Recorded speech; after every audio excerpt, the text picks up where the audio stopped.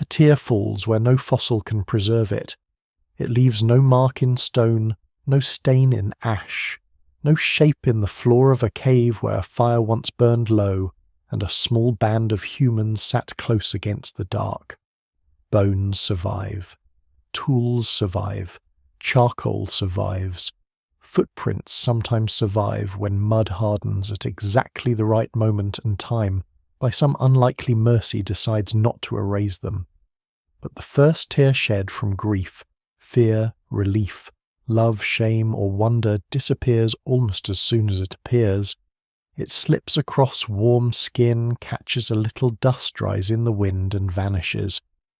The mystery begins there with one of the most intimate human acts leaving almost nothing behind. Long before cities, long before temples, long before written prayers for the dead, some ancient human being must have stood at the edge of an experience too large for silence. Perhaps it happens beside the body of a child who does not wake. Perhaps it happens after a hunt when someone thought lost returns through the grass at dusk. Perhaps it happens in a cave during winter when hunger has pressed every face thin and a hand reaches out with food. The scene cannot be recovered with certainty. The evidence remains incomplete. Yet somewhere in deep human time, crying becomes more than a reflex of smoke, pain, or cold wind. It becomes a signal from the inner life, a visible sign that something inside the mind has been moved beyond ordinary control. That change is easy to overlook because tears feel so natural now. Modern humans cry at death, birth, reunion, music, memory, exhaustion, humiliation, joy, and sometimes for reasons that are difficult to explain even to themselves. Other animals produce tears to lubricate the eyes. Many animals call out in distress. Infant mammals cry for care. But emotional tears, the kind that spill from the eyes during grief or overwhelming feeling, appear to be unusual, perhaps uniquely developed in humans. Scholars still debate exactly how far back this ability goes, and no single explanation fully accounts for it. The trail leads through anatomy, childhood social bonds, brain evolution, ancient burial, and the strange power of the human face. To search for the beginning of emotional crying is to search for something older than history, but newer than biology alone. Tears themselves are ancient. Eyes need moisture. Dust, smoke, infection, injury, and bright light can all bring water to the surface of the eye. Such tears are not mysterious in the same way. They protect the eye. They wash, soothe, and defend. But emotional crying belongs to a different world. It does not merely guard the body from irritation. It reveals vulnerability. It invites attention. It can soften anger, summon care, expose grief, and bind people together at the exact moment when isolation might be most dangerous. The earliest humans live in landscapes where weakness can be fatal. Open savannas, cold steppes, shifting forests, coastlines, river valleys, and volcanic plains do not reward needless display. A creature that openly signals distress risks attracting predators, rivals, or judgment from its own group.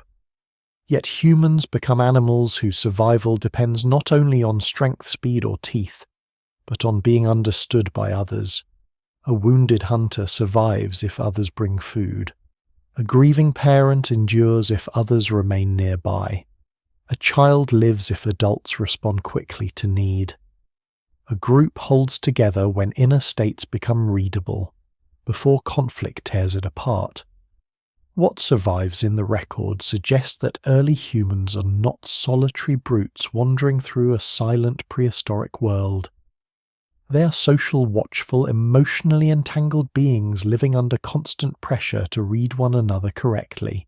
Before we go deeper, take a moment to like the video and subscribe if this is the kind of history and mystery you enjoy. Because this story does not begin with kings or ruins, but with something smaller and far harder to recover moisture at the edge of an ancient eye. The question is not simply when humans first had tear ducts.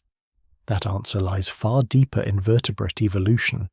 Nor is it only when babies first cried in distress, because infant cries are part of a broad mammalian inheritance.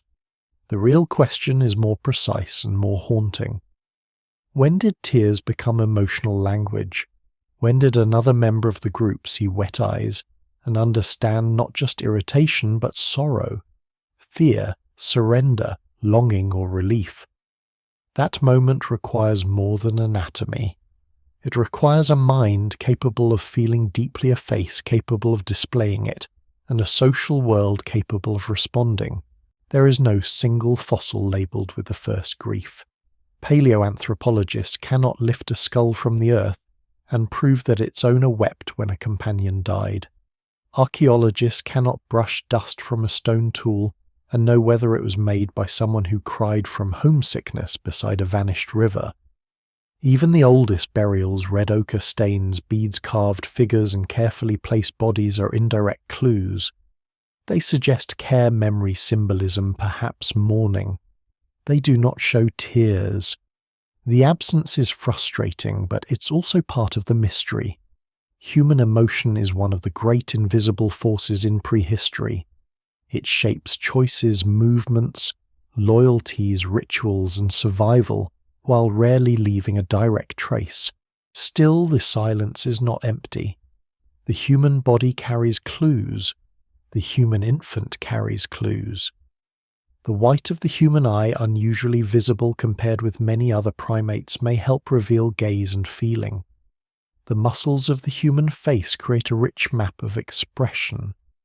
The long helplessness of children forces adults into intense caregiving. The growth of language deepens memory and loss. The treatment of the dead hints that some ancient communities did not simply abandon bodies as objects, but recognized absence, attachment, and perhaps sorrow. Each clue is incomplete on its own. Together they form a pattern. The first emotional tears may not belong to one sudden breakthrough. They may emerge slowly across hundreds of thousands of years as bodies, brains, families, and groups change together. At first, tears may appear in pain and distress. Then they become tied to attachment, fear of separation and reunion. Later, as memory expands and social life grows more complex, tears may come to mark grief, empathy, shame, awe, and ritual. The boundary between reflex and emotion blurs. Evolution rarely draws clean lines. It works in gradients, accidents, pressures, and survivals. So the search begins not with a date carved into stone, but with a transformation. Somewhere among ancient humans and their relatives, the face becomes a landscape others can read. The eye becomes more than an organ of sight. The tear becomes more than water. It becomes evidence of an inner storm, brief and shining gone almost at once, yet powerful enough to change how one human being responds to another. Before a tear can mean sorrow, the face has to become a place where meaning gathers. The story moves backward from the vanished drop on ancient skin to an older inheritance carried by primates long before anything recognizably human walks upright across the open ground. In forests where branches interlace and light breaks into fragments, faces already matter. Eyes follow movement. Mouths bear teeth. Brows tighten. Infants cling to fur and search for the shape of the mother. Companions notice alarm, submission, threat, curiosity, and need. Long before language, social life depends on signals that can be seen quickly and understood before danger arrives. The ancestors of humans do not begin as blank emotional creatures waiting for culture to awaken them. They inherit a deep mammalian and primate world of attachment, fear, comfort, rivalry, and recognition. A young primate separated from its mother gives distress calls. A threatened individual may scream, grimace, or freeze. Grooming calms tension.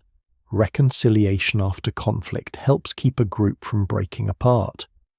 None of this proves that early primates cried emotional tears in the human sense. The evidence does not support that. but it does show that the roots of visible emotion are far older than humanity itself. Emotional expression begins as a survival system, not as poetry.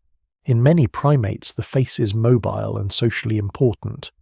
Muscles around the mouth, eyes, and forehead produce expressions that other group members can interpret. A stare can threaten. Averted eyes can reduce conflict. Exposed teeth can mean fear in one setting and affiliation in another. The same signal can change its meaning depending on posture, sound, relationship, and moment. This is already a complex world. It is not language, but it is not emptiness either. It is a living grammar of bodies. Humans inherit this grammar and then change it. As ancient hominins begin to move through different environments, spend more time upright, use hands for tools and carrying share food, and depend more heavily on cooperation, the face becomes increasingly important. Hands may be occupied, bodies may be partly hidden by firelight brush or distance, but the face remains a fast signal.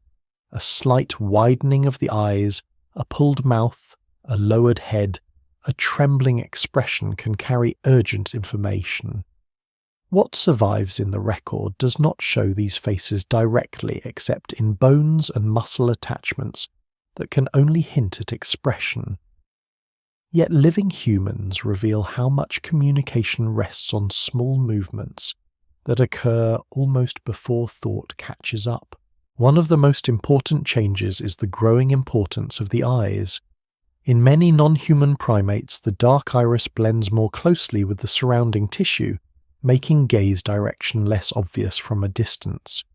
In humans, the white sclera is unusually visible. This does not mean humans are the only animals whose gaze can be followed, and scholars still debate exactly why human eye appearance evolved as it did. But the effect is striking. Human eyes are readable. They reveal where attention goes. They betray fear, surprise, fatigue, affection, and avoidance. They make social life more transparent and sometimes more dangerous. A readable eye helps cooperation. It lets one person silently indicate a threat, a hidden animal, a path, a tool, a child wandering too close to water. It allows joint attention, the shared focus on the same object that becomes crucial for teaching, learning, and eventually language. But a readable eye also reveals weakness. It is harder to hide fear when the eyes widen. It is harder to conceal grief when tears gather. The same openness that helps humans cooperate also exposes them to one another. Emotional crying would later become powerful precisely because it appears in the most visible part of the face. The human face also changes as jaws and teeth become smaller compared with the earlier apes, especially alongside shifts in diet, tool use, cooking, and brain growth. The details unfold over a long period and vary between species, but the general direction matters. As the face becomes less dominated by projecting jaws and heavy chewing structures, it becomes capable of subtle expression in a form modern humans recognize. This does not mean expression appears suddenly, or that earlier hominins had unreadable faces. It means the face gradually becomes a more delicate display surface shaped by both biology and social life. There is a lesser-known clue in the eyebrows. The brow ridges of ancient human relatives vary widely, and their function is debated.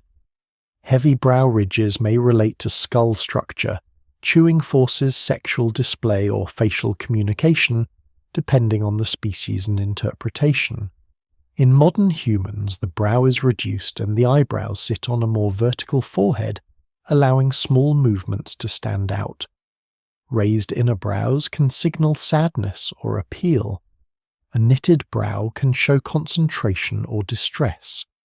Some researchers suggest that the modern human forehead and eyebrows may have helped make the face more expressive and socially persuasive.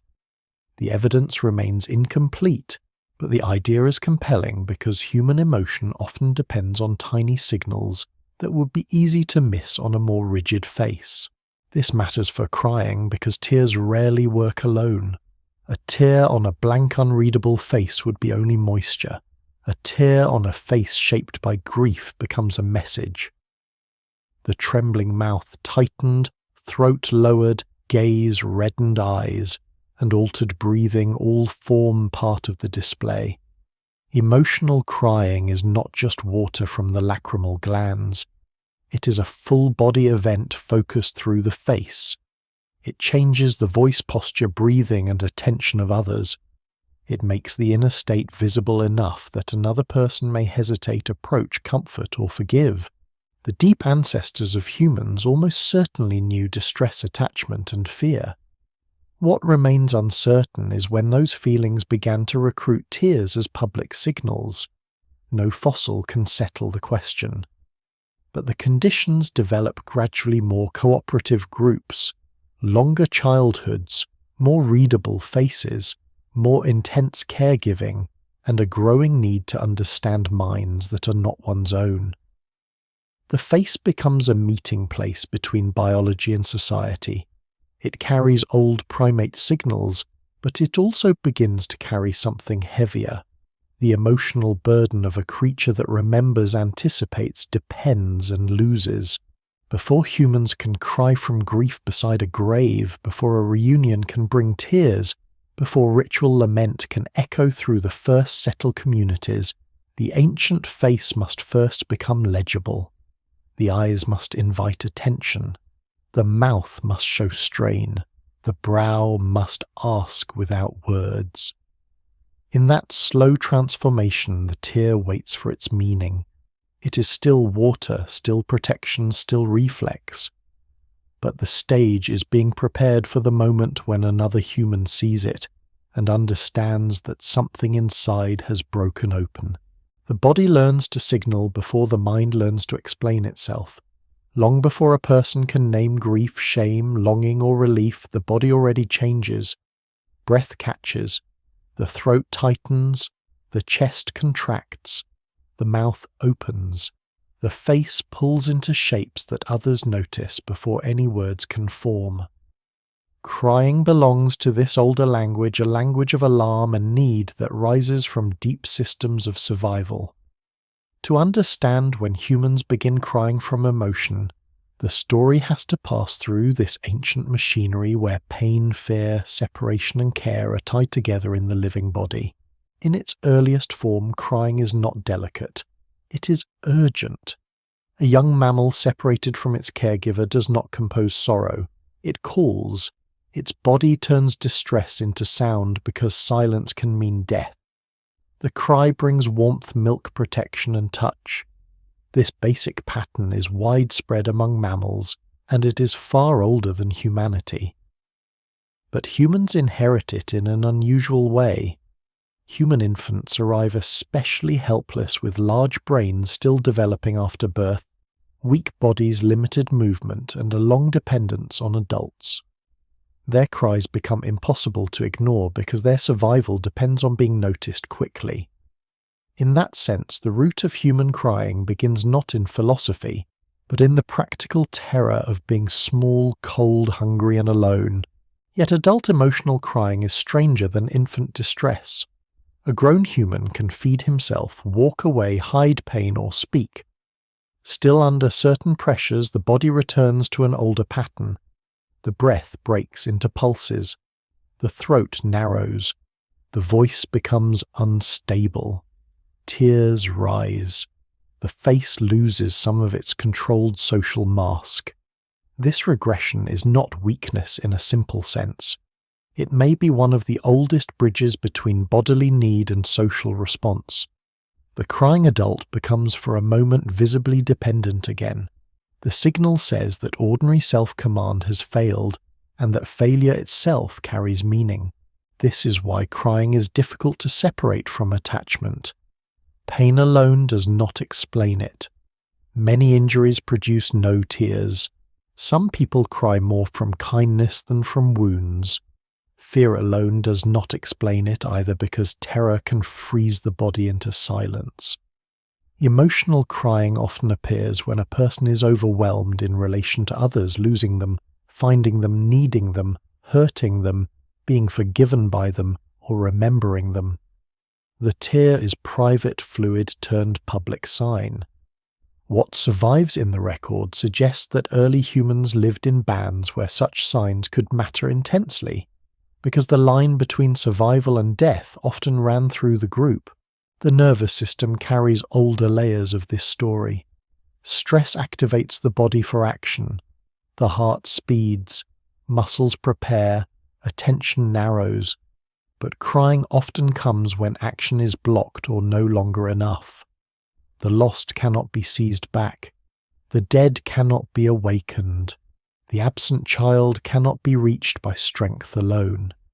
In these moments, the body may shift from struggle into display, release, and appeal. Scholars still debate the exact biological function of emotional tears, but many agree that crying is not a random leak from sadness. It is linked to regulation, communication, and social bonding, even if no single explanation fully accounts for all its forms. A surprising detail lies in how crying can reduce aggression. A tearful face often makes others less likely to attack, and more likely to approach, at least under many social conditions. It can signal surrender, sincerity, helplessness, or deep distress. In a dangerous prehistoric group where conflict over foodmate status or blame could turn violent, a visible sign of suffering may have had real value. It could interrupt escalation. It could show that the person crying is not a threat at that moment. It could draw allies close. Of course, this is an inference from modern behavior and evolutionary reasoning, not a fossil fact. The evidence remains incomplete, but the logic fits a species increasingly dependent on cooperation. The body also turns emotion into sound. Human sobbing is not only tears, it is breathing made audible. It comes in broken rhythms with inhalations and exhalations that are hard to fake perfectly, and hard for others to ignore. Sound travels where tears cannot be seen. In darkness, in tall grass beyond the edge of firelight, distress calls may reach companions before the face is visible. Early crying may have existed first as sound and posture, while tears gradually became part of the emotional display in close contact. This would make sense in small groups where people live near one another, sleep near one another, and know the difference between ordinary noise and real distress. The body's signals are not always honest in a perfect sense, but they are costly enough to be persuasive.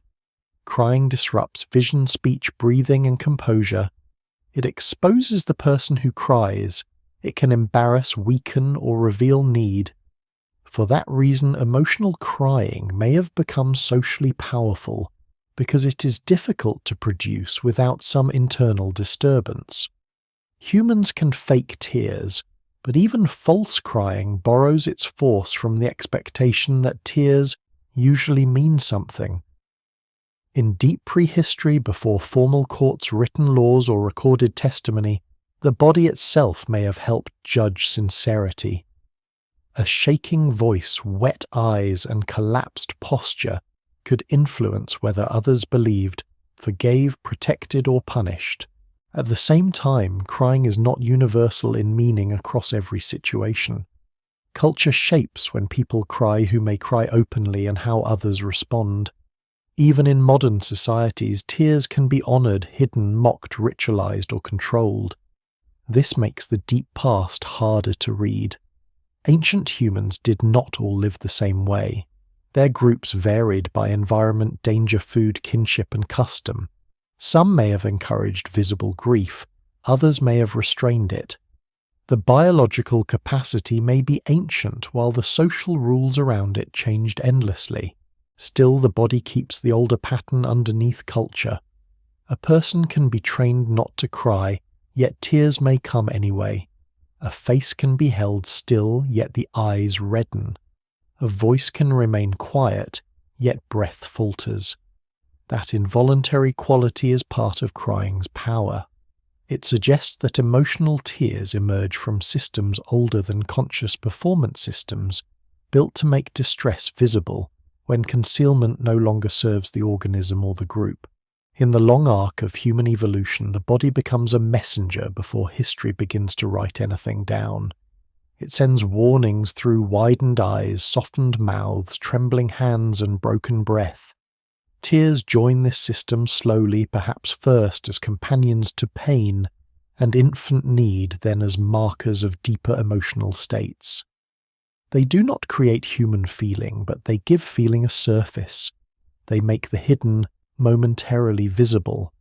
And once other humans begin to respond, the tear is no longer only a bodily event. It becomes part of social life, part of survival, part of the fragile agreement that one person's suffering can matter to another.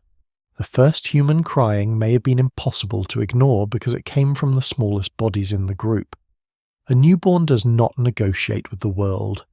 It arrives unfinished, exposed and loud, with skin that chills easily muscles that cannot carry it away from danger, and a brain still building itself in the open air. Among many mammals, infancy is a vulnerable stage. Among humans, it becomes unusually long, demanding, and socially expensive. This helplessness is not a side note in the story of tears. It may be one of the deepest reasons crying becomes woven so tightly into human emotion. An ancient infant's cry cuts through camp noise, wind, rain insects, and the low murmur of adults. It is not subtle because subtlety would be useless. Hunger, cold pain, fear, and separation become sound. The adults nearby may be exhausted, hungry, injured, or afraid themselves, but the cry pulls attention toward the child. It changes priorities. It makes private distress public. In this basic pattern, the future emotional language of tears begins to take shape.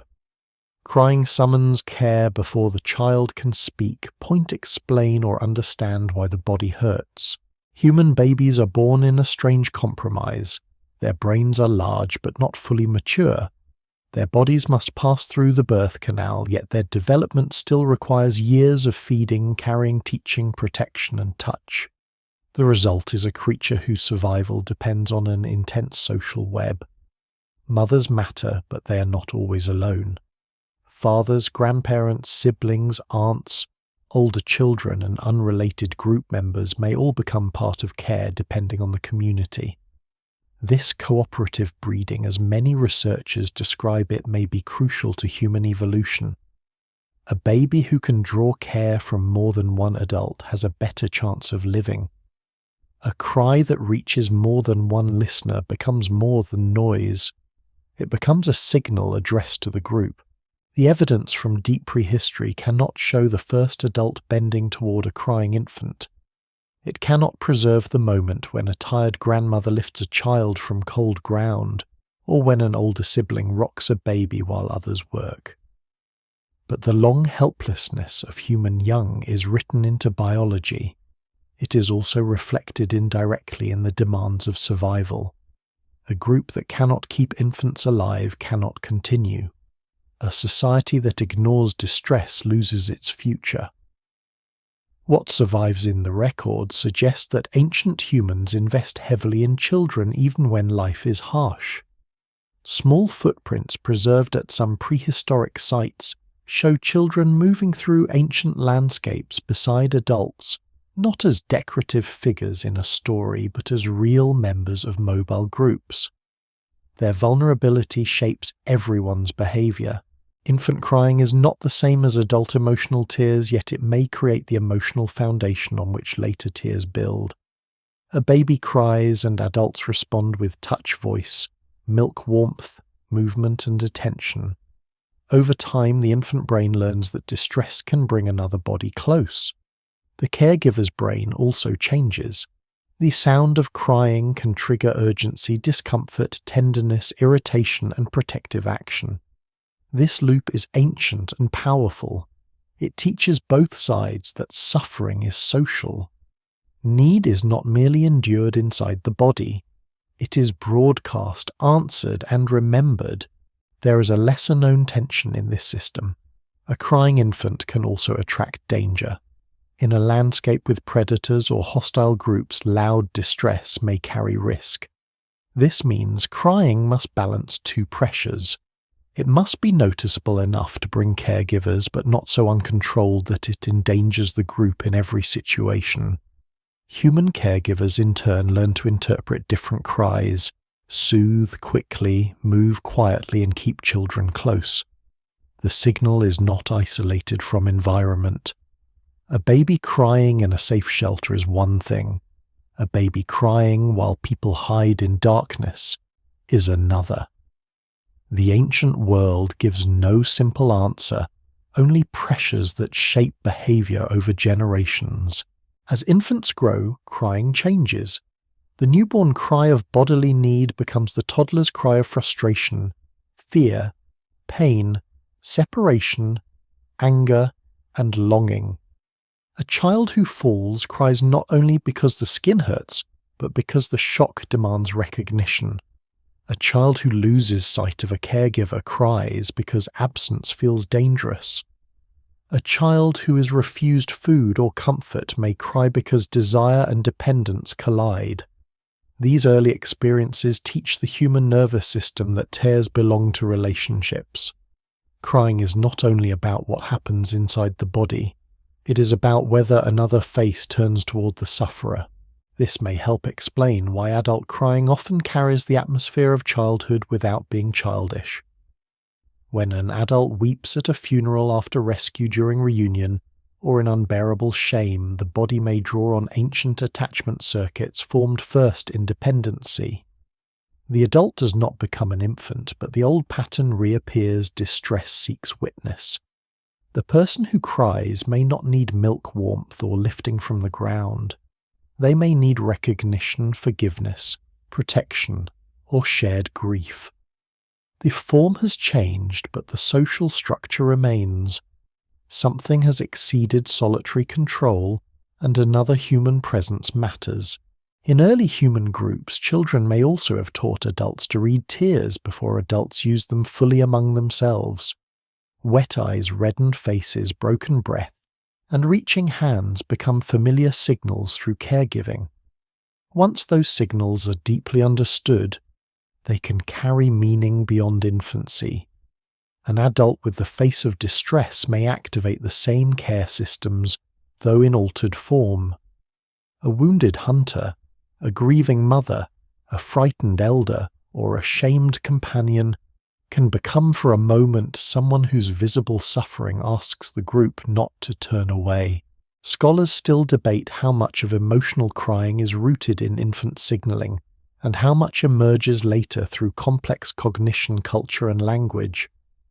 No single explanation fully accounts for this. Human crying is too varied. It appears in helplessness, but also in beauty. It appears in grief, but also in moral shock, pride, music, and relief. Yet the infant alarm remains one of the most convincing foundations. It is early, universal, biologically intense, and tied directly to survival. The ancient baby's cry also changes the emotional life of the group because it forces attention toward the future. Adults who respond are not simply solving a present problem. They are preserving a life that may one day gather food, make tools, remember paths, care for others, and carry stories. The cry says that the future is fragile and demanding. It says that survival is not only hunting and endurance, but patience, comfort, and repeated acts of care. In this way, the roots of tears reach into the daily labor of keeping the helpless alive. Long before the first written lament, long before mourners gather around tombs, the human group is already trained by infants to hear distress as a command. The smallest voices shape the largest emotional systems. In the dark, when a baby cries and someone wakes, rises, and reaches down, a pattern is repeated that may be older than modern humanity itself. From that pattern, emotional crying begins to gain its force.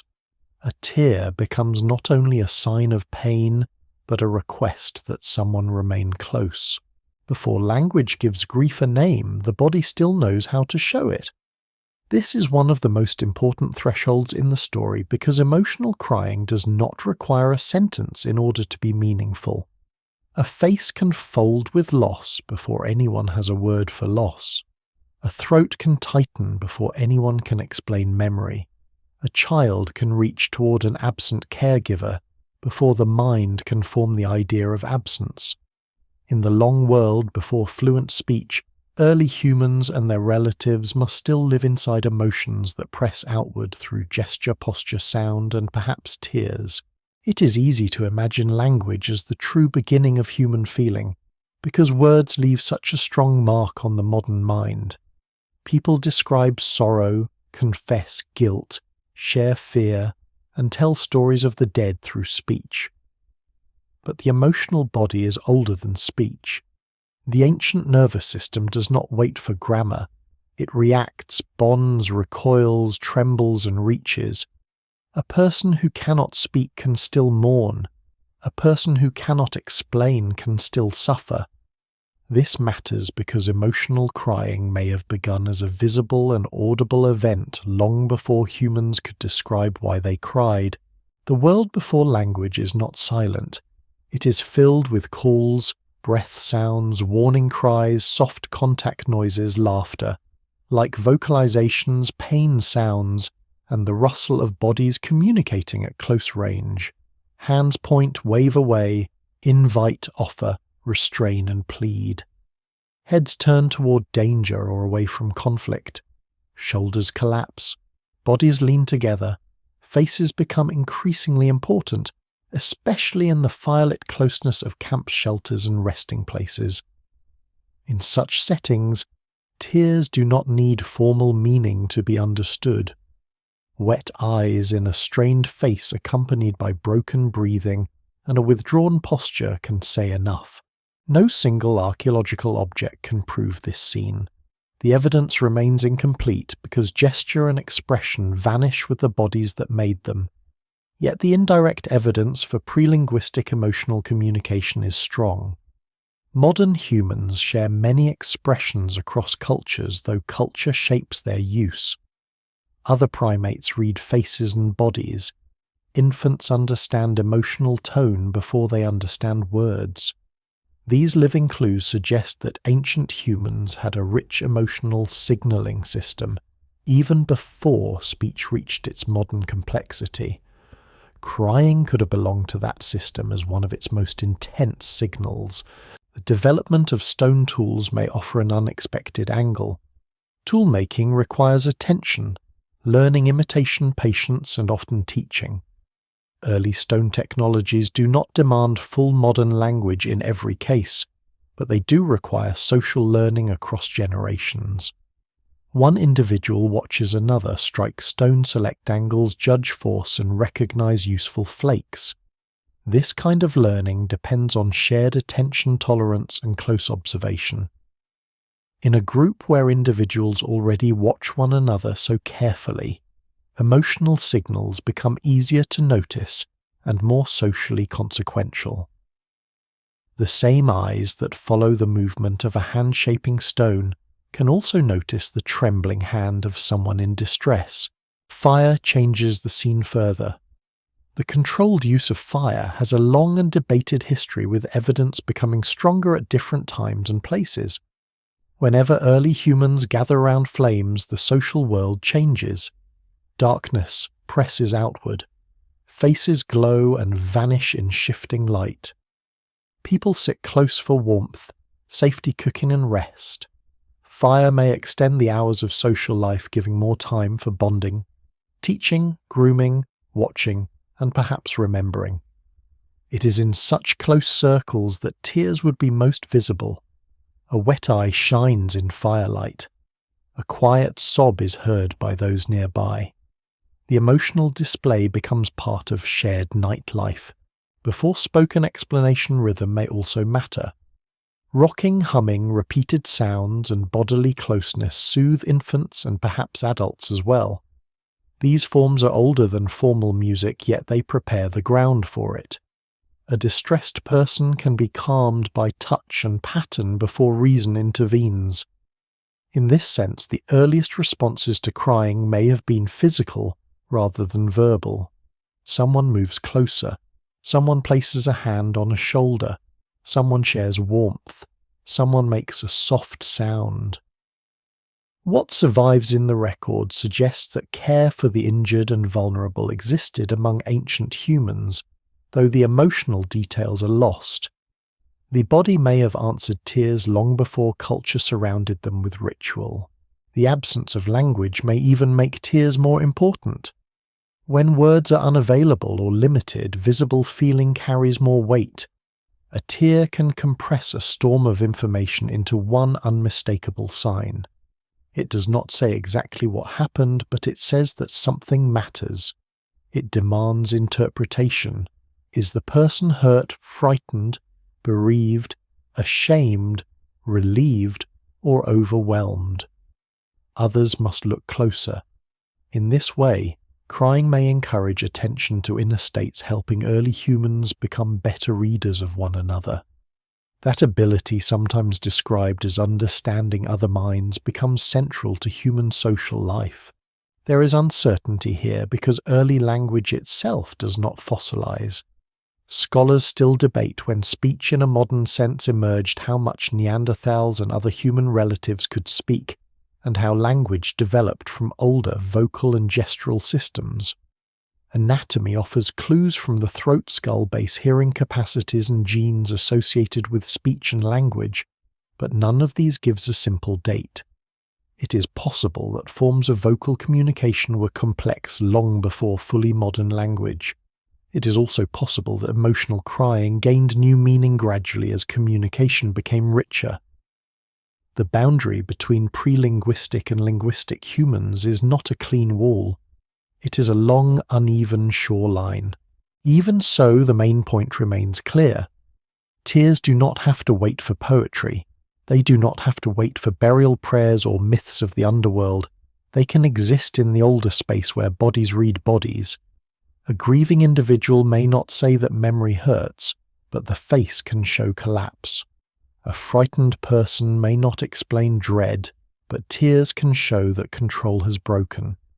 A reunited companion may not speak of relief, but wet eyes and shaking breath can reveal that absence had weight. This makes emotional crying one of the bridges between the animal past and the symbolic future. It begins in the body with distress attachment and regulation. Then it enters the social world where others respond.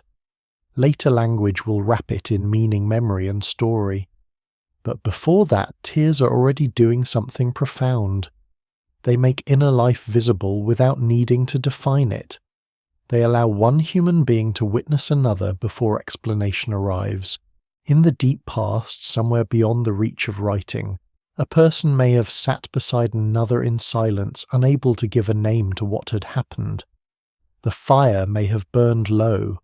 The night may have carried the sounds of animals beyond the light.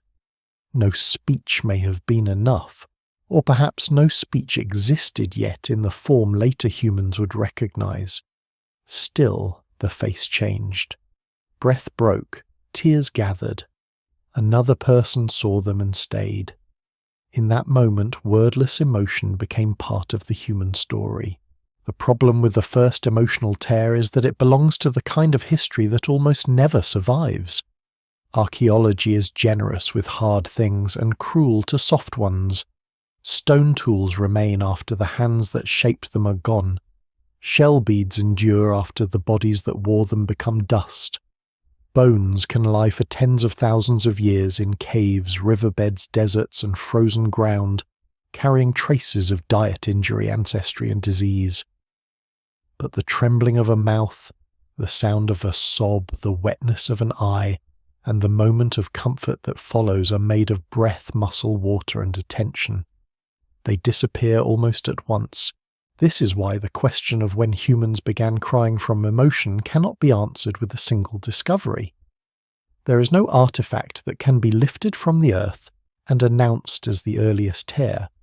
There is no skull fracture that proves mourning, no hearth that proves grief, no ochre stain that proves someone wept. The evidence remains incomplete because emotional life is usually invisible unless it changes behavior in ways that leave material traces. Even then, interpretation is difficult. A buried body may suggest care ritual or practical disposal. A healed injury may suggest survival with help from others, but not exactly what anyone felt. A carved figure may suggest imagination or symbolism, but not the tears of its maker. Archaeologists and paleoanthropologists therefore work through indirect signs. They look for care of the injured treatment of the dead ornaments, pigments, repeated gathering places, traces of childhood footprints, hearths, dwellings, and tools that require teaching. These clues do not show crying directly, but they reveal the social worlds in which emotional crying could become meaningful. A species that abandons every weak member without hesitation has little use for tears as appeals for care. A species that remembers individuals' tens wounds, protects children, and returns to meaningful places creates the conditions in which visible sorrow can matter. One of the strongest indirect clues comes from survival after serious injury. In several ancient human and human relative remains, researchers have identified individuals who lived for some time with disabling conditions. Some had severe dental problems, limb injuries, degenerative disease or trauma that would have made life difficult. The details vary by case, and scholars still debate how much assistance each individual truly needed. Yet some examples suggest that at least certain ancient groups tolerated, supported, or cared for people who were not always fully self-sufficient. That does not prove emotional tears, but it points toward a social world in which distress could be answered rather than ignored. Burial is another powerful but difficult clue. When bodies are intentionally placed sometimes with care, sometimes with pigment, sometimes in specific positions or locations, it is tempting to see grief immediately. The temptation is understandable. Modern humans bury their dead with emotion, memory, fear, duty, love, and ritual. But ancient burial is not a simple window into ancient feeling. Some burials may reflect practical concerns about smell scavengers or hygiene. Others may reflect social identity, belief, attachment, or mourning. What survives in the record suggests that by at least the later Pleistocene, many human groups treat some dead bodies in ways that go beyond casual disposal. Still, no single grave can show whether tears fell over it. The difficulty deepens because emotional crying may predate the clearest archaeological signs of symbolic life. If tears emerge from attachment, infant care distress, and social bonding, then humans may have cried emotionally long before beads-painted caves, carved figurines, or formal burials become common in the record. The oldest emotional tears may belong to people who left only simple tools and scattered bones. Their feelings could have been rich, but their material traces sparse. Prehistory is not a measure of inner poverty. It is often only a measure of what the earth allowed to remain. There is also the danger of imagining ancient humans as either too modern or too primitive. One mistake is to project every modern feeling backward, unchanged, turning deep prehistory into a costume drama with stone tools. Another mistake is to deny ancient humans complex emotions simply because they did not leave writing. The better path lies between these extremes. Early humans were not modern people in every cultural sense, but they were not empty mechanisms either. They had bodies, attachments, fear, memory, pain, dependence, and social bonds. The question is how these capacities developed, how they were expressed, and when tears became part of that expression. Scientists also face the problem of species. The human family tree is not a single clean line leading from primitive silence to modern emotion. It is a branching, tangled history of Australopithecines, early Homo erectus, Heidelbergensis-like populations, Neanderthals, Denisovans, Homo sapiens, and other forms still known from fragmentary remains. Emotional crying may not have appeared only once in a neat moment. It may have deep roots shared by several human relatives, or it may have become especially developed in Homo sapiens as social signaling language and symbolic culture intensified. The evidence cannot yet settle this fully. Even living comparisons are limited. Chimpanzees, bonobos, gorillas, and other primates show distress, attachment, reconciliation, and complex social behavior. They may vocalize in grief-like or separation-related states, and caregivers may respond to infants in distress. But they do not appear to cry emotional tears in the familiar human way. This difference is important, yet it must be interpreted carefully. It does not mean non-human animals lack emotion. It means that humans may have evolved a distinctive visible tear response layered onto older emotional systems. The tear itself becomes a specialized signal in a face already built for intense social reading. The fossil record offers anatomy, but anatomy only takes the story so far. Tear glands do not fossilize in a way that can reveal emotional use. Eye sockets show size and placement, but not sorrow. Facial bones suggest muscle arrangement only indirectly. Brain size and shape can hint at capacities for social cognition, but not the exact experience of grief. Ancient DNA can reveal relationships, adaptations, and population history, but not the first moment someone cried because another person was gone. The most important evidence is therefore circumstantial, cumulative, and cautious. This uncertainty does not make the question useless. It makes it more honest. Many of the deepest parts of human life are known through traces, not direct proof. Love leaves houses, graves, meals, ornaments, and shared labor. Fear leaves walls, weapons, hiding places, and sudden abandonments. Hope leaves seeds planted in difficult soil. Grief leaves burials, memorials, and sometimes careful arrangements of the dead. Tears leave almost nothing, yet they may stand behind many of these acts. The absence of the tear does not mean the absence of feeling, so the search continues through shadows. It studies the visible remains of invisible states. It asks what kinds of bodies could cry, what kinds of minds could feel loss, what kinds of groups would respond, and what kinds of worlds made such responses valuable. The first emotional tear cannot be excavated, but the conditions around it can be slowly reconstructed. They form a circle of clues: long childhood readable faces, cooperative survival, care for vulnerability, memory of individuals, and social attention to distress. Somewhere within that circle, crying from emotion becomes possible. Perhaps it begins quietly, long before ritual, in the repeated drama of separation and return. Perhaps it appears beside injury when pain becomes fear of abandonment. Perhaps it deepens around death when the body remains but the person is gone. The record does not give a clean answer. It gives a mystery shaped by absence. And in that absence, the tear becomes almost more powerful, because it reminds us that the human past was not only made of stone and bone, it was also made of moments that vanished as soon as they happened. The human eye is not only an organ for seeing the world, it is also a surface on which the world sees the human being. In the long evolution of emotional crying, this matters deeply, because tears gain power only when others can notice them.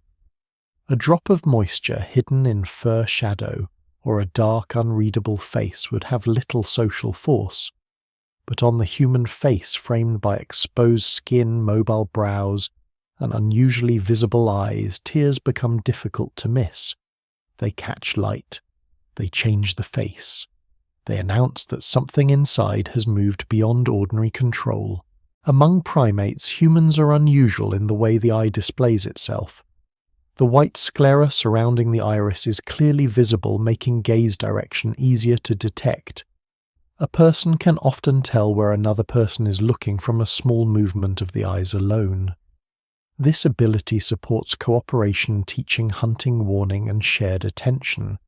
It allows a silent glance toward danger food, a tool, a child, or a path. Scholars still debate the exact evolutionary pressures behind the human eye's appearance, and no single explanation fully accounts for it. Yet the result is clear enough. Human eyes are public organs. They reveal attention, and once tears gather, they reveal disturbance. This visibility changes social life. In many animals, hiding vulnerability can be useful. Fear can invite attack. Weakness can invite competition. But humans survive through a strange balance between concealment and disclosure. They need to know when others are dangerous, but they also need to know when others are hurt, sincere, afraid, remorseful, or in need. The readable eye helps solve this problem. It makes the inner state harder to hide. It allows trust to form not through perfect certainty, but through small visible signs. A wet eye becomes one of those signs powerful because it appears exactly where attention is already focused. The face around the eyes adds another layer. Modern humans have fine control over muscles that lift the inner brow, tighten the eyelids, wrinkle the nose, stretch the mouth, and change the cheeks. These movements can be subtle, but they carry emotional weight. The expression of sadness often involves the inner eyebrows rising, the eyelids changing shape, the gaze lowering, and the mouth losing firmness. Tears intensify the display. They make sadness more visible, but they also make the person seem less defended. The face no longer presents a hard social mask. It appears open, exposed, and difficult to mistake for aggression. There is a surprising contradiction here. Humans are expert at reading faces, yet faces are never perfectly transparent. A person can hide anger behind stillness, fear behind a smile, grief behind ritual composure. Expressions can be exaggerated, restrained, faked, misunderstood, or shaped by culture. Tears seem to cut through some of that ambiguity, but not all of it. They can signal genuine distress, but they can also be used strategically. This tension may be ancient. The tear is powerful because it seems involuntary, but human social life is complex enough that even powerful signs can become part of persuasion, reconciliation, and performance. Still, the biology of tears makes them difficult to dismiss. They blur vision. They redden the eyes. They disrupt the voice and breath. They alter the face in ways that are hard to fully control. In a small ancient group where everyone knows one another's ordinary expressions, such changes would stand out. A person who usually holds a steady gaze suddenly cannot. A skilled hunter's breath breaks. A mother's face collapses. An elder's eyes fill beside a body wrapped or covered or carried away. No written language is needed for others to recognize that ordinary life has been interrupted. The visibility of tears also depends on the loss of dense facial hair around much of the human face. Compared with many mammals, human facial skin is more exposed, especially around the eyes and cheeks. The evolutionary story of reduced body hair is debated, involving thermoregulation parasites, sexual selection, and other pressures. But whatever the causes, exposed skin makes facial color, moisture, and expression easier to see. Flushing, paling, sweating, and tearing become part of the human display. The face becomes a living screen for internal states. What survives in the record cannot show these ancient faces in motion, but the anatomy of modern humans suggests how much information they could carry. In firelight, the effect would be even stronger. A tear reflects flame, eyes shine in darkness. Around a hearth where people sit, close facial signals become intimate. The group may not need loud distress when everyone is within arm's reach. A silent tear can be enough. It can travel across the circle without sound. It can change the mood of others. It can invite a hand, a glance, shared stillness, or the careful avoidance of speech. Emotional crying may therefore belong not only to open landscapes and urgent alarms, but also to the close social world created by shelter, darkness, and fire. The eye also carries memory in a way other signals do not. A cry can be heard and then vanish. A gesture can pass quickly. But eye contact holds two people in mutual awareness. When tears appear during eye contact, they create a direct exchange. The person crying is not merely making noise into the air. The person is being seen while feeling. This may have mattered profoundly in early human relationships. To be seen in distress and not abandoned is one of the foundations of trust. To see another in distress and respond is one of the foundations of care. The visible sclera may also support empathy by making attention shared. If one person looks at a dead companion and another follows the gaze, both minds are drawn toward the same absence. If tears then appear, the emotional meaning of the object or event becomes clearer. Joint attention and emotional expression reinforce each other. A group can gather not only around a body, a wound, or a returning traveller, but around the feeling attached to that moment. This may be one of the quiet pathways by which private emotion becomes collective experience. No fossil eye can prove when this began. Soft tissues vanish. Facial movements vanish. The first tear seen by another human leaves no trace. But the human eye's unusual readability gives the mystery a plausible stage. Emotional crying needs an audience, or at least the possibility of one. It needs a face where moisture can be seen and interpreted. It needs social beings prepared to notice small changes and respond.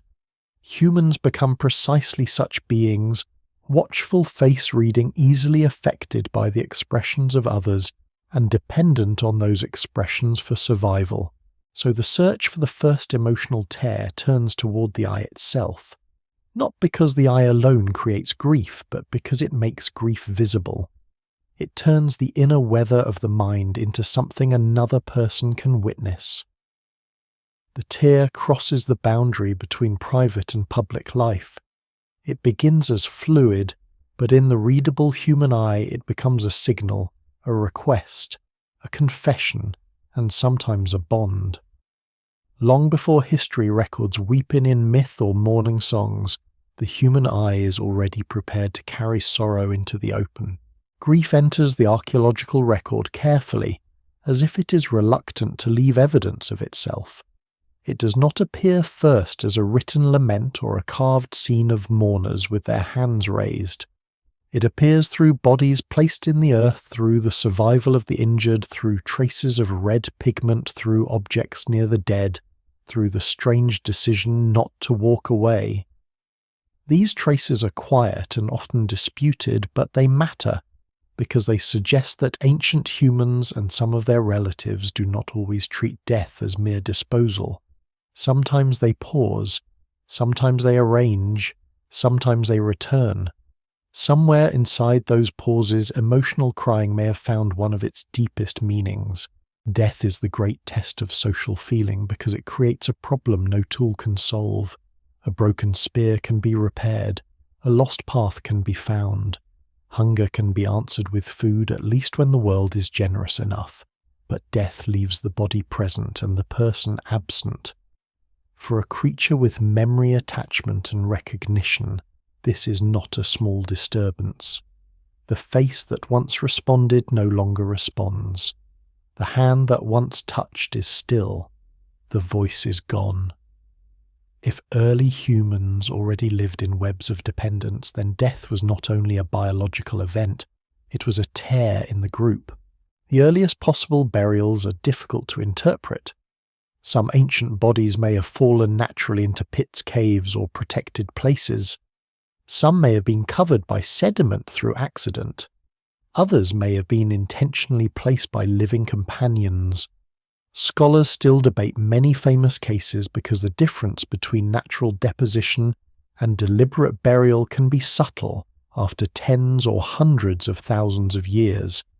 Yet by the time clearly intentional burials become more visible among later human populations, the pattern is unmistakable enough to suggest that the dead can become socially meaningful. Bodies are positioned. Grave locations matter. Some remains are treated with care. In certain cases, objects, pigments, or animal parts appear nearby, though the meaning is often uncertain. Red ochre is one of the most haunting materials in this story. It appears in many prehistoric contexts, sometimes used for pigment body decoration, hide processing, symbolic marking, or other purposes. When found with human remains, it is tempting to imagine blood rebirth or ritual mourning. Such interpretations may be right in some cases and too confident in others. The evidence remains incomplete. But ochre does show that ancient humans sometimes use colour to transform bodies, objects, or places. A dead person touched with pigment is no longer merely a body lying where life ended. The living have intervened. They have made a decision. They have changed the appearance of death. Care for the sick and injured offers another path into ancient emotional life. Some individuals in the fossil record survive conditions that would likely have made daily life harder. Severe injuries, tooth loss, disease-impaired movement, or long-term pain. Each case must be handled cautiously. Survival does not always prove kindness. Some individuals may have adapted, and some conditions may be less disabling than they appear. Still, in certain cases, continued life seems easier to explain if others offered food, protection, tolerance, or help. If a group keeps alive a member who cannot always contribute in obvious physical ways, then social value has become more complex than immediate usefulness. Distress can be recognized. Dependency can be endured. This matters for crying because grief and care grow from the same root. The recognition that another life is not interchangeable. A group that tends a wounded elder may also feel the elder's absence. A child carried through illness becomes more than a small body to be replaced. A companion who shares danger, food cold, and memory becomes part of the emotional structure of survival. When such a person dies, the loss is not abstract. It changes the group's knowledge, labour, comfort, and identity. Tears, if they came, would not be decorative. They would be the body's answer to rupture. There are also burials of children among the most powerful clues to ancient attachment. The death of a child in prehistory may have been tragically common, but common does not mean emotionally light. Modern people sometimes assume that frequent death makes grief weaker, as if the heart becomes practical when loss is familiar. The evidence from human societies suggests otherwise.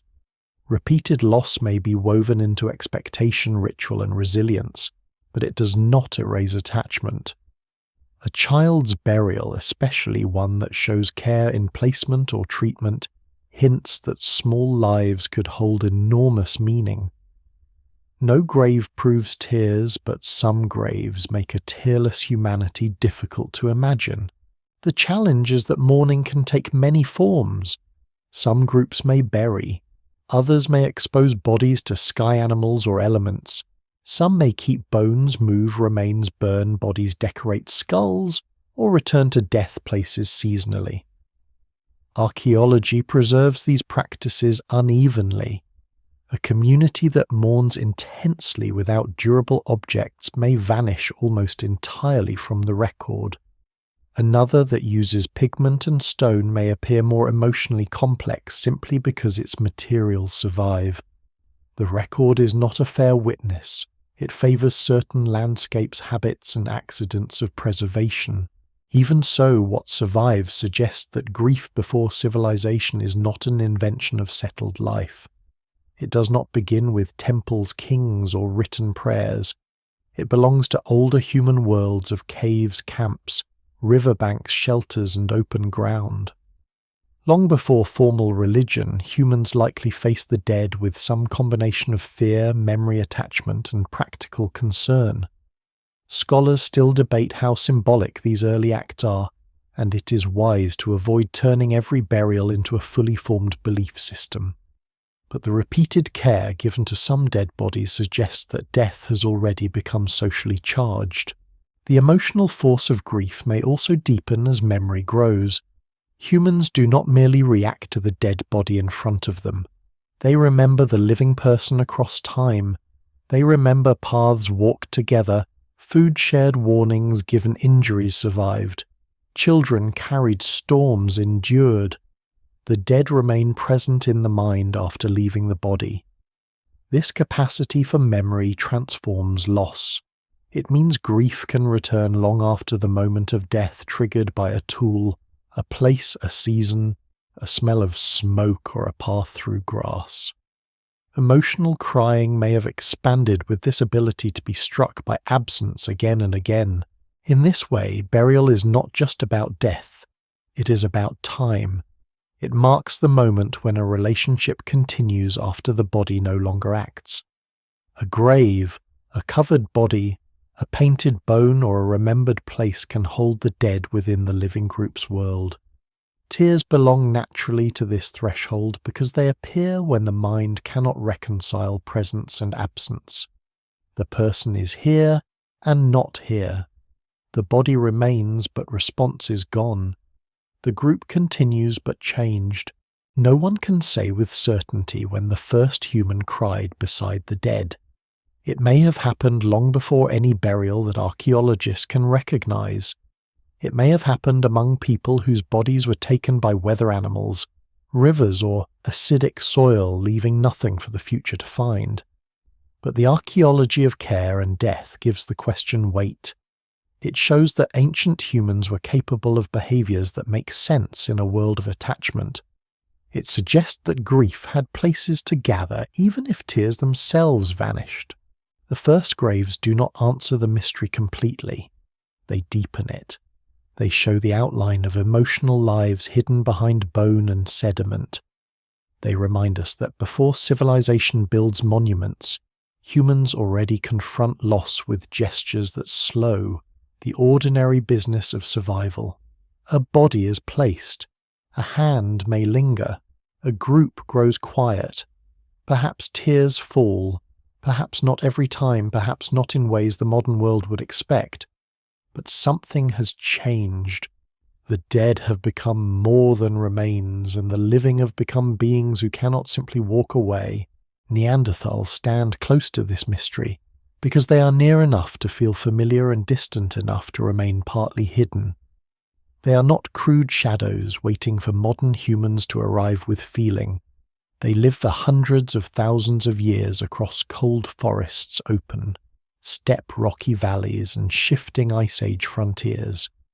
They hunt large animals, make tools, use fire, occupy caves and open-air sites, care for themselves in harsh climates, and leave behind bodies marked by strength, injury, endurance, and adaptation. If emotional crying has deep roots in the human family, then Neanderthals cannot be ignored. Their faces are not modern human faces.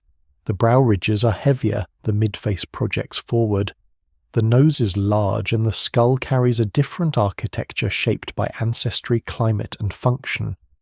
Yet they are not unreadable animals. They have eyes, brows, mouths, voices, hands, and close social lives. They raise children through dangerous winters. They share space around fires. They likely know individual companions over long periods. Their bodies show repeated injuries, sometimes compared loosely to the trauma patterns of people who live close to large animals and physical danger. A Neanderthal life is not gentle, but it is social. Survival would have required cooperation, knowledge, and attention to others. The question of whether Neanderthals cried emotional tears cannot be answered directly. No preserved face shows wet eyes. No cave deposit records a sob. The evidence remains incomplete. But the question can be approached through the conditions that make emotional crying, likely attachment distress, caregiving grief, and the ability to read the states of others. On many of these points, Neanderthals appear more complex than older stereotypes allowed. They are not simply strong bodies with empty inner lives. What survives in the record suggests that at least some Neanderthal groups care for injured members, use symbolic or visually meaningful materials in certain contexts, and treats some dead bodies in ways that continue to provoke debate. Care is one of the most discussed clues. Several Neanderthal individuals survive serious injuries or long-term physical problems. Some have healed fractures, degenerative conditions, severe dental wear, or other signs of hardship. One famous individual from Shanidar Cave in present-day Iraq, often discussed in debates over Neanderthal care, appears to have lived with major impairments. Interpretations have changed over time, and scholars still debate the exact degree of assistance required. But cases like this raise a powerful possibility. Neanderthal groups may have supported individuals who could not always live entirely alone. Support does not prove tenderness in a modern sentimental sense, but it does suggest tolerance, recognition, and social bonds strong enough to matter. If a Neanderthal companion is injured during a hunt, the group faces practical choices. Leave him, carry him, feed him, protect him, wait for him, adjust movement around him. Such choices are not only emotional, they are also social and ecological. A skilled adult may hold valuable knowledge. Kinship may demand investment. Group cohesion may depend on reciprocal care. Yet whatever the motives, the result is significant. Distress becomes a shared problem. Pain in one body changes the behavior of others. In that kind of world, a visible display of suffering would not be meaningless. Neanderthal burial remains one of the most delicate parts of the discussion. Some sites have been interpreted as evidence of intentional burial, while others remain contested because natural processes in caves can mimic deliberate placement. The famous idea of flower burials at Shanidar, once imagined as a tender scene of mourners placing blossoms with the dead, is now treated with far more caution. Pollen may have arrived through natural agents such as burrowing animals, and the romantic version is not secure. Yet this does not reduce Neanderthals to indifference. It simply reminds us that attractive stories must be tested against sediment context and taphonomy. Some Neanderthal bodies do seem to have been placed or protected in ways that invite interpretation, but the meaning remains debated. This uncertainty is useful. It prevents the story from becoming too easy. If Neanderthals cried, their tears did not need to look like modern funerals. Grief may exist without flowers. Mourning may exist without grave goods. Attachment may exist without art that survives. A group can feel loss and still dispose of a body in a practical way. A body can be moved for reasons of smell safety or predators, and still be moved by hands that remember the living person.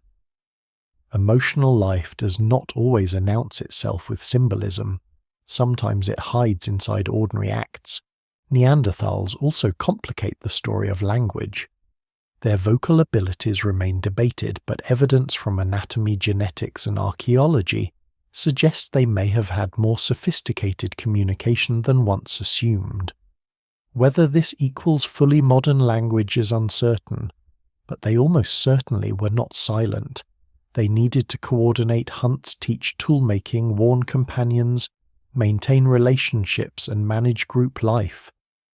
If emotional crying depends partly on being understood by others, then Neanderthals likely possessed many of the social foundations for it, even if the exact form of their expression remains unknown. Their world may have intensified attachment. Neanderthal groups were probably small and dispersed compared with later dense human populations. In small groups, every individual matters. The death of one skilled hunter, one experienced gatherer, one caregiver, or one child can alter the balance of survival. Isolation sharpens dependence. A person is not lost into a crowd.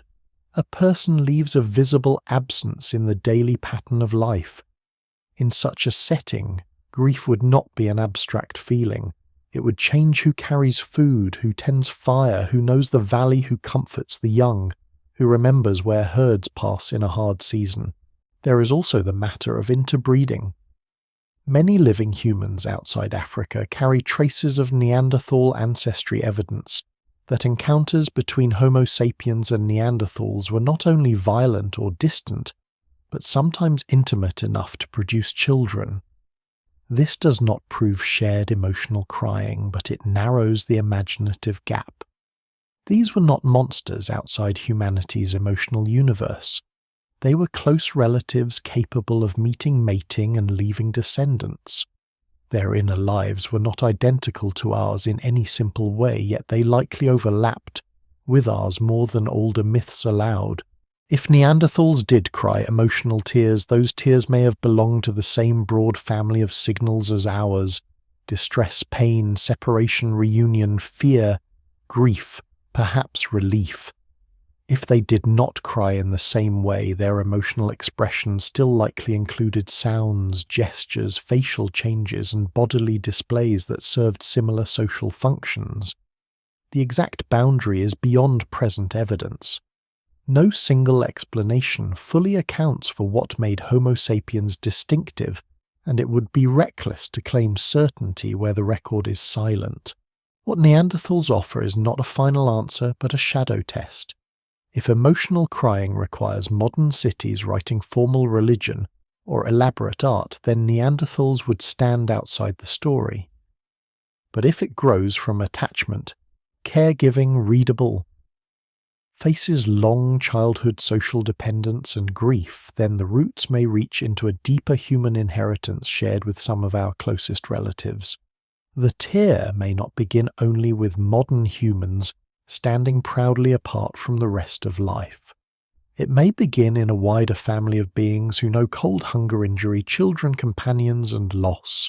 In the shadowed entrance of an Ice Age cave, a Neanderthal group gathers close against the wind. The fire is low. Someone is missing from the usual pattern of bodies. A child leans against an adult. A wounded elder breathes unevenly. The record cannot tell us whether tears glisten in their eyes. It can only show that these beings live near the edge of survival and not alone. That may be enough to keep the possibility open. Language does not invent sorrow, but it gives sorrow a longer shadow. Before words, grief can seize the body, break the breath, and gather in the eyes. With words, grief can be carried beyond the moment. It can be remembered, explained, shared, repeated, and taught. This is one of the great changes in the history of emotional crying. Tears may begin in ancient systems of distress and attachment, but language deepens them by giving the mind more ways to return to what has been lost. A human who can speak can suffer not only from what is happening now, but from what happened yesterday, what may happen tomorrow, what should have happened, what might never happen again. Language allows the mind to build scenes beyond the present. It can hold the dead in memory, imagine reunion, regret, a choice, fear abandonment, and preserve the meaning of a person after the body is gone. Emotional crying becomes tied not only to immediate pain but to narrative. The tear falls because the mind has made a story and the story hurts. This does not mean early humans needed fully modern speech before they could cry emotionally. The older bodily roots remain essential, but as communication grows richer, tears gain new surroundings. A crying person can now be asked what happened. A mourner can tell others who has died and why the loss matters. A parent can comfort a child not only with touch, but with explanation. A group can remember a missing companion by speaking of past hunts, old dangers, familiar habits, and shared places. Words do not replace tears. They make tears more precise, more social, and sometimes harder to escape. The origin of language remains one of the most difficult problems in human evolution. Spoken words do not fossilize. The soft tissues of the throat vanish. Ancient sounds leave no direct imprint unless they later become writing, and writing arrives extremely late in the story. Researchers look instead at brain organization, hearing, breath control, symbolic behavior, tool making, childhood learning, and genes connected to speech. The evidence remains incomplete, and scholars still debate when language became fully modern. But by the time Homo sapiens is leaving strong traces of symbolic life, it is difficult to imagine human groups without complex communication. Language changes grief by creating shared memory. A death can be named, a relationship can be recalled, a loss can be compared to earlier losses. The group can speak about the absent person, and in doing so make absence present again. This may intensify crying because the mind can revisit pain repeatedly. An animal may grieve in powerful ways, but humans can tell the story of grief to themselves. They can awaken sorrow through memory alone. They can cry not only beside the body, but years later in another place when a familiar tool song, season, or gesture returns the dead to awareness. This capacity may be one reason human tears appear in so many situations beyond immediate distress. People cry at stories because language and imagination make another life emotionally present. They cry at songs because memory and pattern open old wounds. They cry from shame because they understand how others see them. They cry from relief because the mind has imagined disaster and then escaped it. These forms of crying require more than reflex. They require minds that move through time, compare realities, and feel the distance between what is and what might have been. In deep prehistory, as language grows emotional, crying may become a kind of punctuation in social life. Words carry meaning until they fail, and tears appear where speech reaches its limit. A person tries to describe fear, then sobs. A mourner names the dead, then cannot continue. A child explains pain, then collapses into crying when comfort arrives.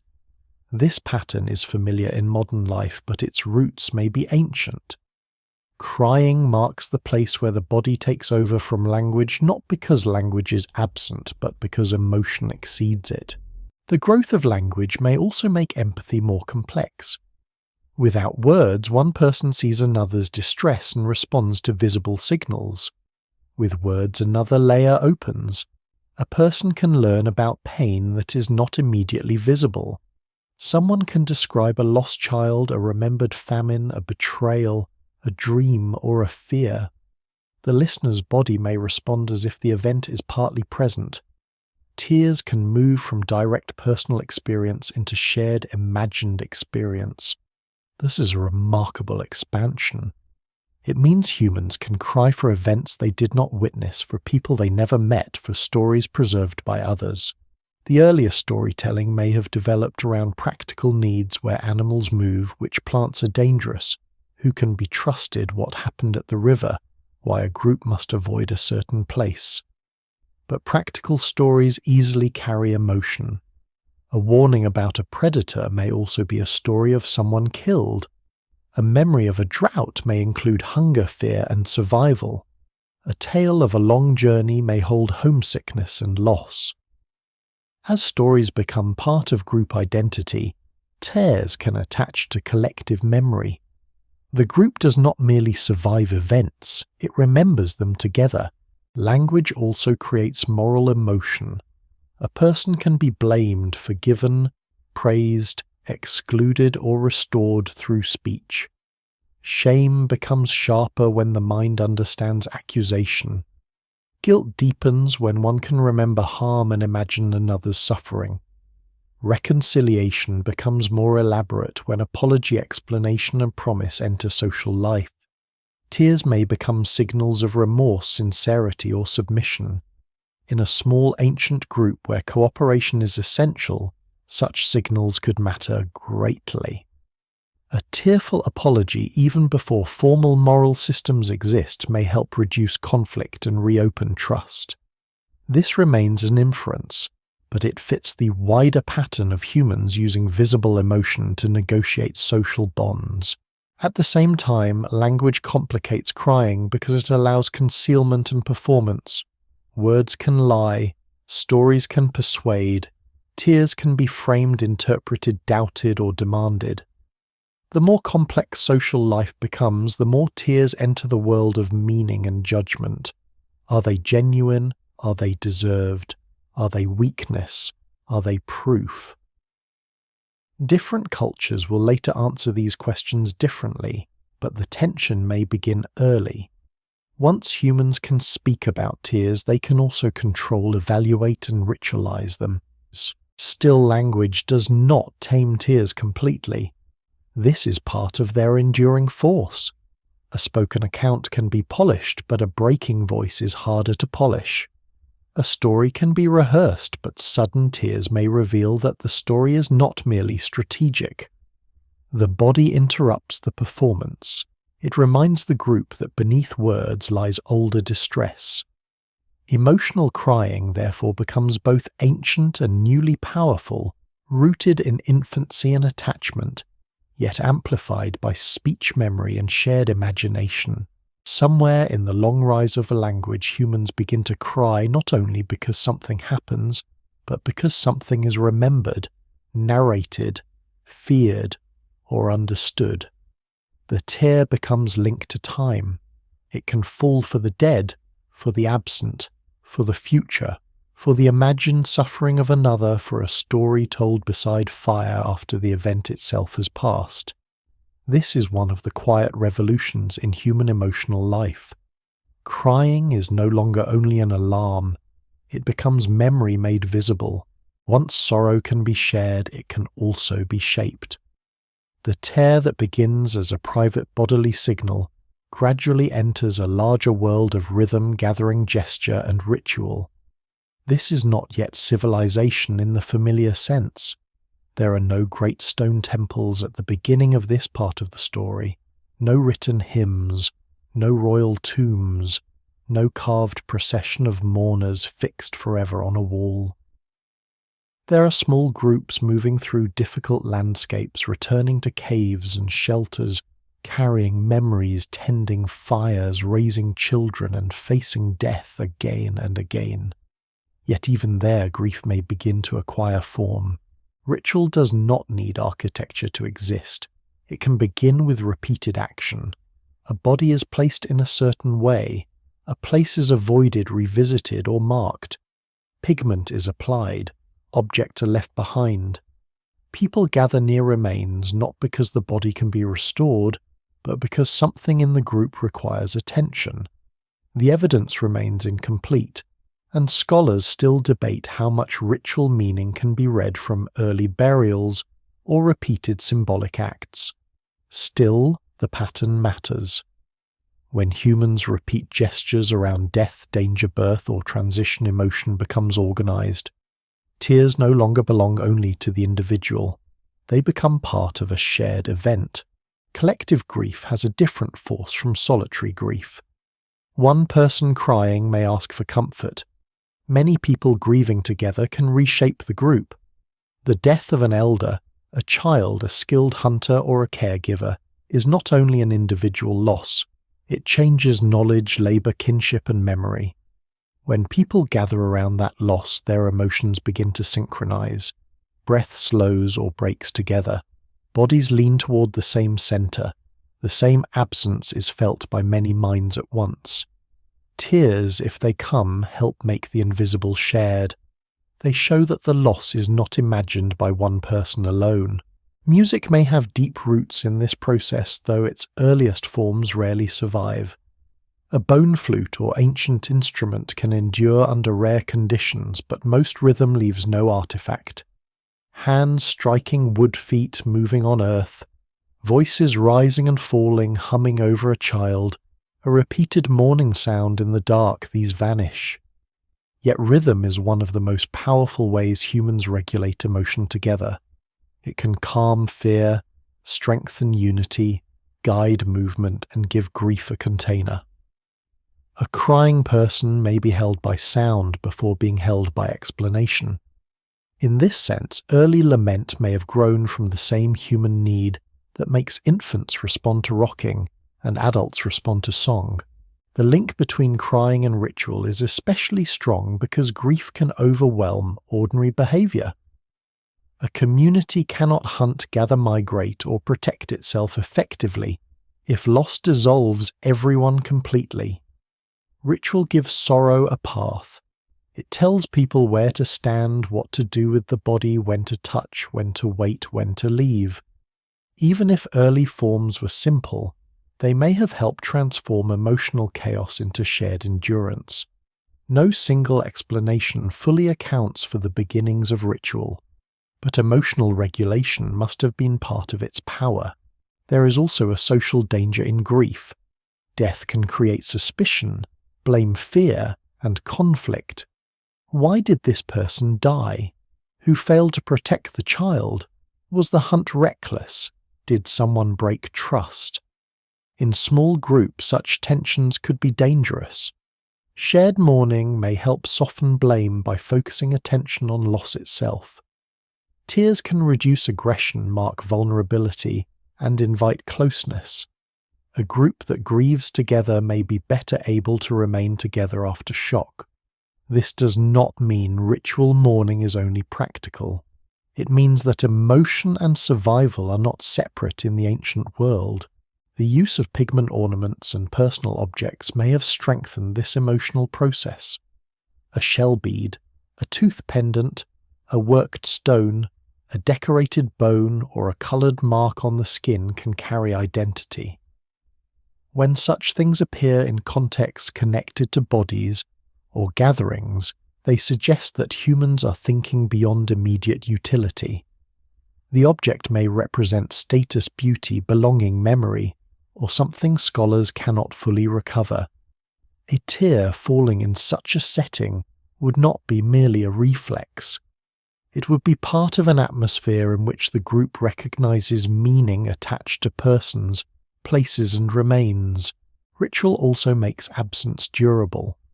Without ritual, grief may flare and fade within the shifting demands of survival. With ritual, grief can be revisited. A place becomes associated with the dead. A gesture repeats across generations. A song or pattern may carry the memory of earlier losses. The dead begin to occupy social time. This matters because emotional crying can be renewed by memory.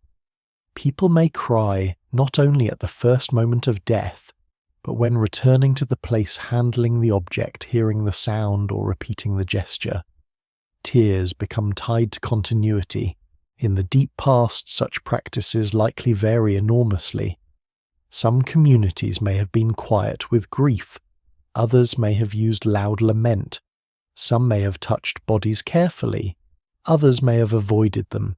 Some may have marked children differently from adults, kin differently from strangers, hunters differently from infants.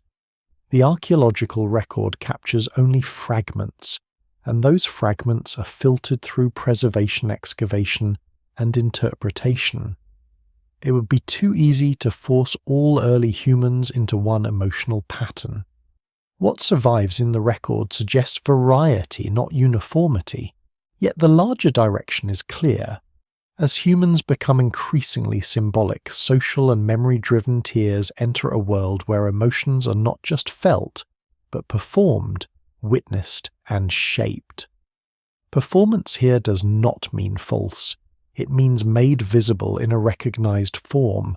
A mourner may truly suffer and still follow expected gestures.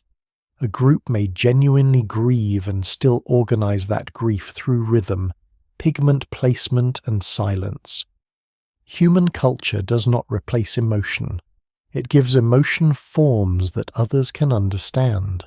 This may be one of the great differences between crying alone and crying in a ritual setting. Alone, tears release or reveal an internal state. In ritual, tears also confirm belonging. They show that the mourner is part of the group's loss. They show that the dead mattered. They show that memory has witnesses. A person who does not cry may still grieve, but visible tears can become a public sign that the emotional order of the group is intact. By the time later civilizations write laments, build tombs, and carve mourners into stone, they are not inventing this from nothing. They are giving monumental form to older human habits, gathering around absence, shaping distress through action, and making grief visible. The roots lie much deeper in small fires, temporary camps, painted bodies, repeated gestures, and voices that leave no trace. Somewhere, their emotional tears become part of collective life. They no longer say only that one person suffers. They say that the group remembers and that the wound belongs to more than one heart. The biology of tears is strangely ordinary and strangely mysterious at the same time. On one level, tears are simple enough fluid produced around the eye spread by blinking, draining through small channels, keeping the surface clear, moist, and protected. Without tears, vision suffers. The eye dries, burns, blurs, and becomes vulnerable. This kind of tear belongs to the practical maintenance of the body as old and necessary as saliva in the mouth or sweat on the skin. But emotional tears are different. They use the same visible path, yet they arrive from another depth. They turn an organ of sight into an organ of feeling. Humans produce different kinds of tears. Basal tears maintain the eye. Reflex tears respond to smoke dust onions, cold wind injury, or irritation. Emotional tears appear when feeling overwhelms ordinary control. The categories can blur in real life because a person crying from grief may also have irritated eyes, and a person in pain may feel emotion as well as bodily distress. Still, the distinction matters. Emotional tears are not merely eye-cleaning fluid appearing at an inconvenient time. They are tied to the nervous system, the stress response attachment, and the social face. This is one reason scientists remain fascinated by them. Other animals have tear systems for eye health. Many animals vocalize distress. Some grieve in ways that appear complex and moving, but visible emotional weeping with tears spilling from the eyes in response to inner states seems unusually developed in humans. Scholars still debate whether any other species shows something truly comparable, and the safest answer remains cautious. Humans are not the only emotional animals, but human emotional tears appear to be a distinctive form of expression. The evidence remains incomplete, especially because animal emotion is difficult to study without projecting too much or too little onto it. Inside the human body, crying is not one event, but a cluster of events. The autonomic nervous system shifts, breathing changes, the muscles of the face contract. The throat may tighten, creating the familiar sensation of a lump. The voice becomes unstable, the eyes fill, the nose runs because tears drain into the nasal cavity and mix with the wider flood of facial fluid. The body that normally works quietly becomes conspicuous. It announces distress through several channels at once, making crying hard to hide once it begins. A lesser-known detail lies in the chemistry of emotional tears. Some studies have suggested that tears produced during emotional crying differ in composition from reflex tears, possibly containing higher levels of certain stress-related substances, proteins, or hormones. These findings are intriguing, though not always simple to interpret. The idea that crying literally removes stress chemicals from the body has become popular, but it is probably too neat as a complete explanation. The amount removed may be small, and emotional relief after crying depends heavily on context. No single chemical story fully accounts for why people cry, or why they sometimes feel better afterward. The feeling after crying is itself complicated. Many people report relief, calm, or release after tears. Others feel exhausted, embarrassed, ashamed, or unchanged. Crying alone may not help in the same way as crying with a supportive person nearby. Tears in the presence of cruelty can deepen humiliation. Tears in the presence of care can soften the body and restore connection. This suggests that emotional crying is not only about internal regulation, it is also about what happens next. The tear begins inside the body, but its consequences depend on the social world around it. In ancient life, that distinction would have mattered. A tear shed in front of someone who responds with protection has a different meaning from a tear shed in front of someone who exploits weakness. Human crying may have evolved not simply because it releases pressure inside one person, but because it changes the behavior of others. It can invite comfort, signal submission, mark sincerity, or call attention to pain. It can also create risk. To cry is to become visible in vulnerability. The usefulness of crying depends on being surrounded, at least sometimes, by others who care. The tear glands themselves do not reveal this social story. They are biological structures serving necessary functions. Evolution often repurposes old systems for new meanings, and emotional tears may be one such case. Fluid that protects the eye becomes part of emotional communication. A reflex pathway becomes linked with grief, relief, and attachment. This is not unusual in evolution. The body rarely invents from nothing. It modifies layers and redirects. A structure built for one purpose can acquire another, especially when social life makes that new use valuable. The connection between crying and helplessness may also have a biochemical side. Emotional tears often appear when the body shifts away from active struggle. During intense stress, a person may fight, flee, freeze, or endure. Tears frequently come when the immediate action is impossible, unnecessary, or finished. Rescue arrives, a threat passes, a loss becomes undeniable, an apology is accepted. The body moves from mobilization into collapse, surrender, or social appeal. This may explain why people sometimes do not cry during crisis but cry afterward when safety returns. The nervous system waits until the body can afford to fall apart. This pattern may be ancient. A hunter injured during danger may not cry while escape is required. A parent searching for a lost child may not cry while movement and attention are urgent. Tears may come later when the child is found, or when hope ends. Emotional crying often belongs to thresholds, danger to safety, presence, to absence, tension, to release, isolation, to contact. These thresholds are not modern inventions. Early humans would have known them intimately in landscapes where storms, predators, hunger, childbirth, illness, and conflict could change life in a moment. There is another puzzle. Humans sometimes cry at beauty. Music, landscapes, stories, acts of kindness, and moments of awe can bring tears even without obvious distress. This seems far from the infant alarm or the wounded body. But it may still belong to the same larger system of overwhelm and connection. Beauty can dissolve ordinary separation. Music can synchronize bodies and memories, or can make the self feel small within something larger. Kindness can break through defenses built by fear. The body responds with the same visible sign used for grief because the underlying state is not simple sadness, but being moved beyond control. This may help explain why emotional tears resist a single origin story. They are not only for pain, not only for communication, not only for stress relief, not only for bonding. They are a convergence. They arise where physiology, attachment, cognition, memory, and social life meet. That convergence likely forms gradually across human evolution. The first emotional tears may have been tied to distress and care.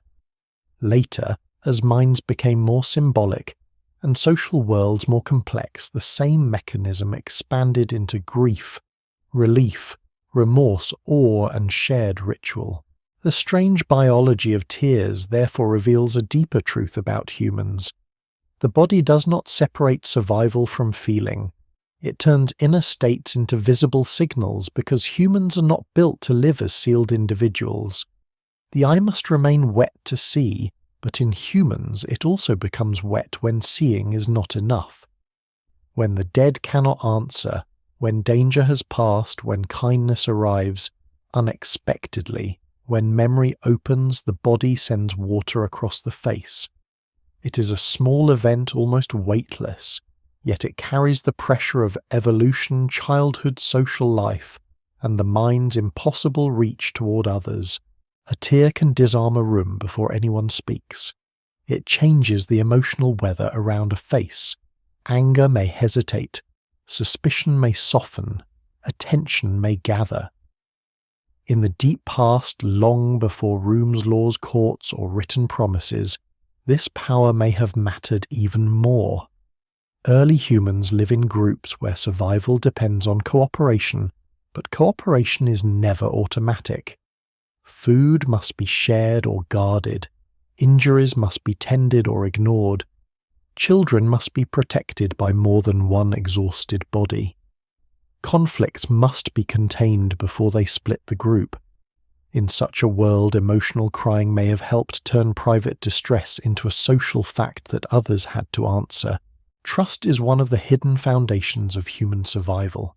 It is easy to admire the stone tool, the spear point, the controlled fire, the long migration, and the clever hand. But none of these works well without trust. A hunter must trust companions not to abandon him. A mother must trust others near her child.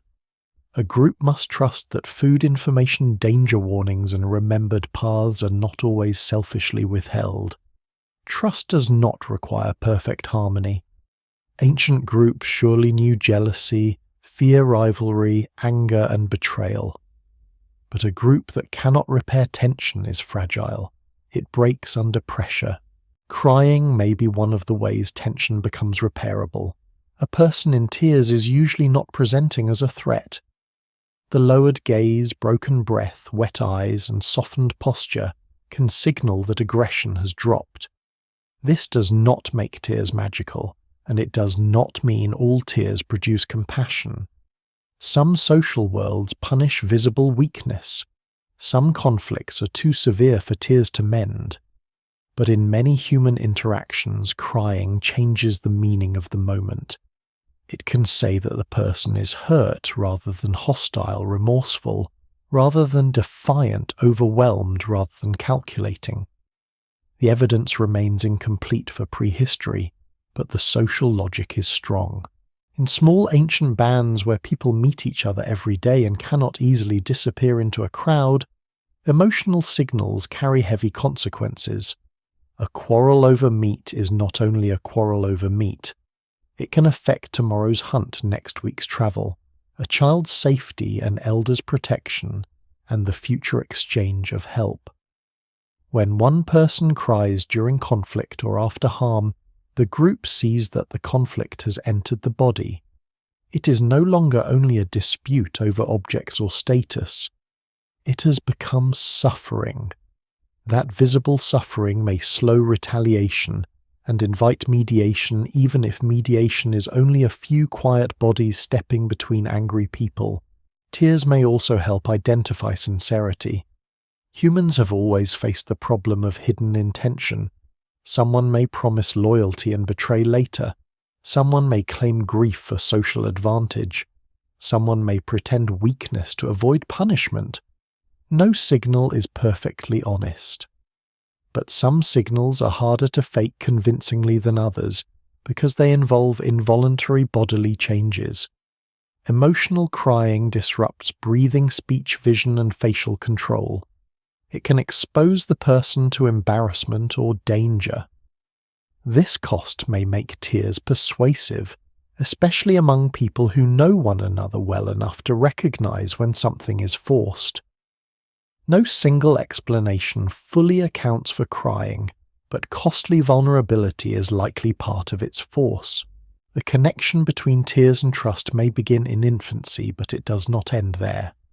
A baby cries and learns whether the world answers. Caregivers respond and learn the emotional pull of visible distress. Across years, this pattern becomes a model for human connection. A crying adult may awaken a version of the same response not as a literal return to infancy, but as a signal that the social bond is needed. Comforting the crying person reinforces the idea that members of the group are not sealed off from one another. Their suffering travels. Their bodies are affected by other bodies.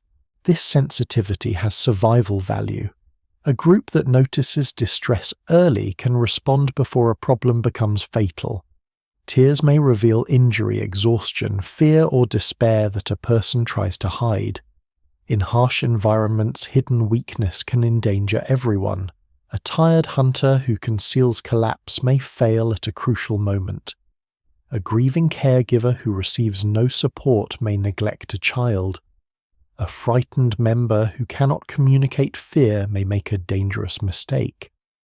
Visible emotion helps distribute knowledge through the group. It says in the simplest possible form that something inside the person requires attention. There is a lesser-known side to this. Tears may make the face appear less sexually or aggressively charged. Some modern research has suggested that exposure to women's emotional tears can reduce certain measures of male sexual arousal and aggression, though such findings are complex and should not be stretched too far. Still, they point toward an important possibility. Tears may chemically, visually, or socially dampen responses that would be dangerous in moments of vulnerability. In ancient life, a signal that reduces aggression and redirects attention toward care could have real consequences. The details remain debated, but the broad pattern fits crying as a social regulator. Crying also helps bind groups through shared helplessness. Humans often build identity not only from triumph, but from suffering endured together. A famine, a winter, a dangerous crossing, an epidemic, a failed hunt, a child's death, or an encounter with enemies can become part of collective memory. When people cry together, they confirm that the event matters to more than one person. The group becomes emotionally synchronized, not in perfect sameness, but in shared recognition. This can strengthen belonging. Those who weep together may remember together, and those who remember together may remain loyal under later pressure. Yet tears can also divide. A person whose crying is ignored may learn that the group is unsafe. A mourner whose grief is mocked may withdraw. A victim whose tears are dismissed may carry resentment.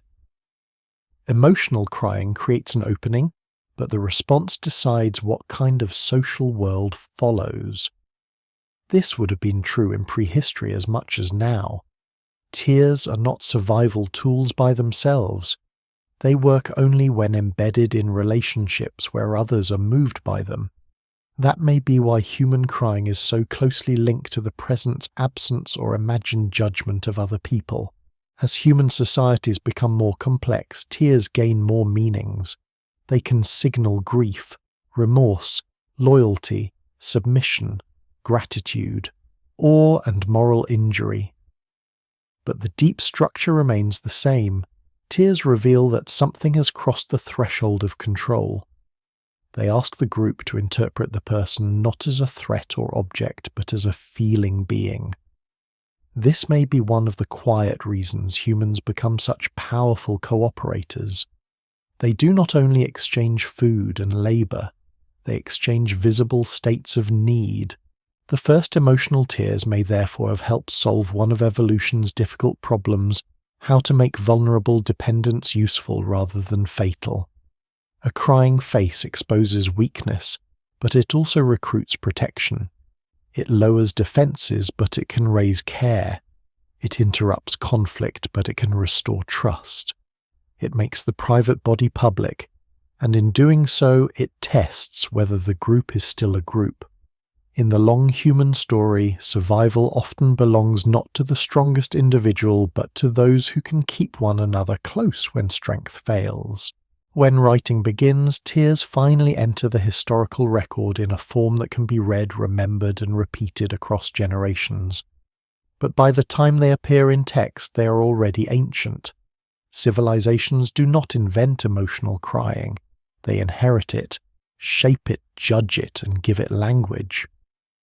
In the earliest written traditions, tears are not rare or trivial. They appear in grief, in prayer, in shame, in longing, in relief, and in moments when human beings confront forces larger than themselves. In ancient Mesopotamia, some of the earlier surviving written laments speak of cities destroyed, temples ruined, and people abandoned by their gods. These texts are formal, structured, and often performed, yet they carry the emotional weight of collective loss. The words describe weeping openly, A ruined city is imagined as crying. Its people cry. Its gods may be described as turning away, leaving humans to mourn. Scholars still debate how much these texts reflect lived emotional experience and how much they follow literary convention. But the persistence of weeping in these early writings suggests that tears are already deeply tied to how humans understand catastrophe and loss. In ancient Egypt, tombs, inscriptions, and funerary practices also reflect structured mourning. Professional mourners may be depicted or described performing grief through gesture, sound, and visible distress. This does not make the emotion false. Instead, it shows that grief has become organized within society. Tears are expected in certain contexts, especially around death. The act of weeping becomes part of honoring the dead, reinforcing social bonds and guiding the living through loss. What survives in the record suggests that emotional crying is not hidden. It is visible, sometimes even required as part of the proper response to death. In ancient Greek literature, tears flow freely among heroes and ordinary figures alike. Warriors cry for fallen companions. Leaders weep in moments of despair or recognition. Families cry in separation and reunion. These are not weak figures by the standards of their time. They are often defined by strength, skill, and endurance, yet they cry. This suggests that emotional tears are not automatically opposed to strength. Instead, they coexist with it. The human capacity to endure hardship does not eliminate the capacity to be moved by it. Ancient religious traditions across different regions also give tears a spiritual dimension. In some texts, tears are linked to repentance, humility, or the recognition of wrongdoing. In others, they are tied to devotion, longing for the divine, or the experience of awe. A person may cry not only for personal loss, but because they feel small within a vast and ordered or disordered universe. This expands the meaning of tears beyond immediate survival or social bonding. Emotional crying becomes a way of responding to ideas, beliefs, and unseen forces. At the same time, cultures begin to regulate crying. Not everyone is expected to cry in the same way. Gender roles, social status, age, and context shape when tears are acceptable or admired. In some settings, open weeping is encouraged, especially in ritual mourning. In others, restraint becomes a sign of discipline or strength. These patterns vary widely across cultures and time periods, and no single rule applies everywhere. But the very existence of such rules shows that crying has become socially important enough to control. This introduces a tension that may have deep roots. Tears are powerful because they seem to come from beyond deliberate control, yet societies often try to shape when and how they appear. A warrior may cry for a fallen friend, but not in front of an enemy. A leader may show grief at a funeral, but conceal it in public decision-making. A parent may cry in private, but remain composed before a child. These distinctions do not erase emotional crying. They frame it, placing it within expectations that reflect the values of the group. Written records also preserve stories of tears that carry moral meaning. A person who cries may be seen as sincere, repentant, compassionate, or broken. A person who does not cry in expected situations may be judged as cold, cruel, or detached. These interpretations are not universal or always fair, but they show how tears become part of moral language. Crying is no longer only a bodily event. It becomes evidence used to understand character, intention, and truth. Art begins to capture this as well. Carvings, paintings, and later sculptures depict faces marked by sorrow, though the actual representation of tears varies. Some cultures emphasize gesture more than visible fluid. Others show expressions that imply weeping without depicting tears directly. The challenge of representing something as fleeting as a tear in durable material reflects the broader problem of capturing emotion in history. Even when recorded, it is always partly lost. Despite all these changes, the core of emotional crying remains consistent. The body responds to overwhelming feeling, the face reveals it, others see and interpret it. The meaning may be shaped by culture, but the underlying event continues to connect humans across time. A person crying in an ancient city in a desert burial ground in a forest camp or beside a modern hospital bed participates in the same broad human pattern, the visible expression of inner disruption. The written record does not solve the mystery of when emotional crying began. It arrives too late for that. But it confirms something important. By the time humans leave lasting texts, tears are already fully integrated into social, moral, and symbolic life. They are not new. They're expected, meaningful, and powerful. This suggests that their origins lie far deeper in the long prehistory, where bodies, faces, relationships, and survival pressures shaped them into something more than reflex. In these early writings and images, tears begin to leave a trace that can travel beyond the moment. A lament can be copied. A story of grief can be retold. A depiction of mourning can be seen by people who are not present at the original event. Emotional crying enters memory in a new way. It becomes part of recorded human experience, not only lived experience. And yet even here, the tear itself still vanishes quickly when it falls. The record preserves the idea of weeping, but not the exact drop, not the exact breath, not the exact feeling that passed across a single face. What tears still remember is older than writing, older than cities, older than any grave whose meaning can be confidently named. They remember the infant alarm, the body calling for warmth before language. They remember the face becoming readable in the long daylight of primate social life. They remember the eye turning into a signal, the group learning to notice distress, the injured body surviving, because others did not immediately leave it behind. They remember grief before monuments, care before law, and attachment before any myth explained why absence hurts. Modern humans carry this deep history without needing to know it.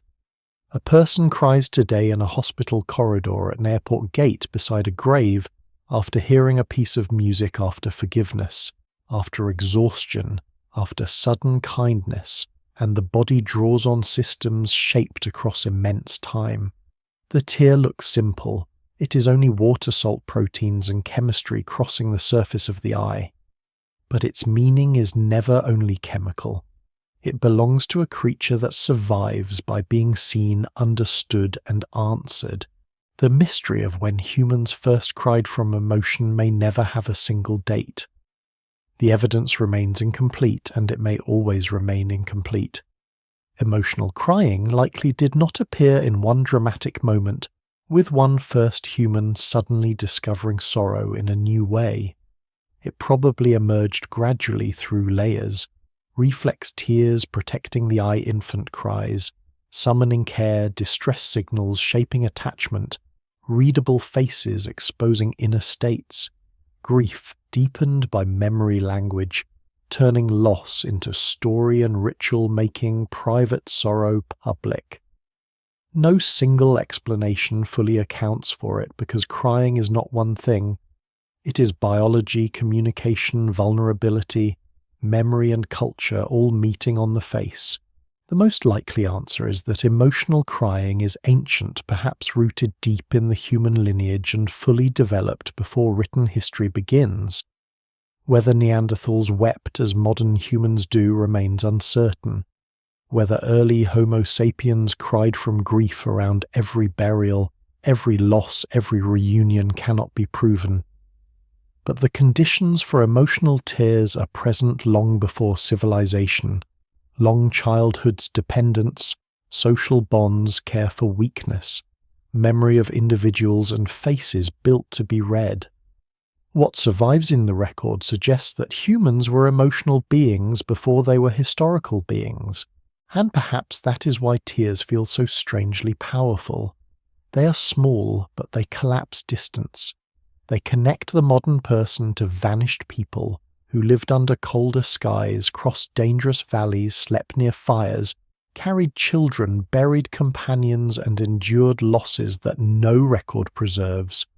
The first emotional tear may be gone forever, but its descendants remain. Every tear is brief, yet it belongs to a continuity longer than memory. So when humans cry, they do not only reveal sadness, they reveal the old bargain of being human, that no one survives entirely alone, that inner life must sometimes become visible, and that the face can ask for mercy when words fail. A tear is one of the body's oldest forms of truth. It says that something matters. It says that control has ended for a moment. It says that the self has been touched by another life, another absence, another fear, another beauty too large to hold. The ancient world has taken back almost everything. The first voices, the first lullabies, the first morning songs, the first frightened breaths in the dark. But it has not taken back the pattern. The tear still appears where the human story is most exposed. It glistens for a moment, then disappears just as the first one did. Yet while it lasts, it carries the long shadow of all those who once felt deeply and left no words behind. The wind down begins where the first mystery began, with something almost too small to preserve. A tear crosses a face and is gone. It does not become a fossil. It does not harden into stone.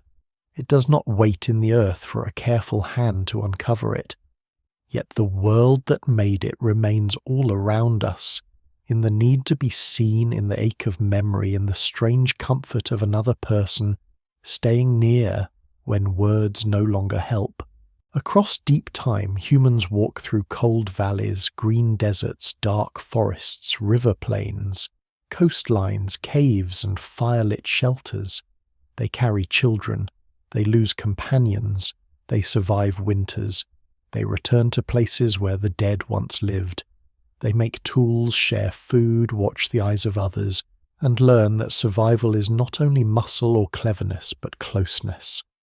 Somewhere in that long passage, tears become part of the human way of enduring the unbearable. No final answer can name the first person who cried from emotion. That life has vanished beyond recovery. But the question itself reveals something important. It shows that history is not only the record of buildings, battles, migrations, and inventions. It is also the record of invisible thresholds, the first remembered loss, the first comfort offered without words, the first face softened by another's grief, the first moment when sorrow became visible and someone chose not to turn away. The tear is fragile, but the pattern is ancient.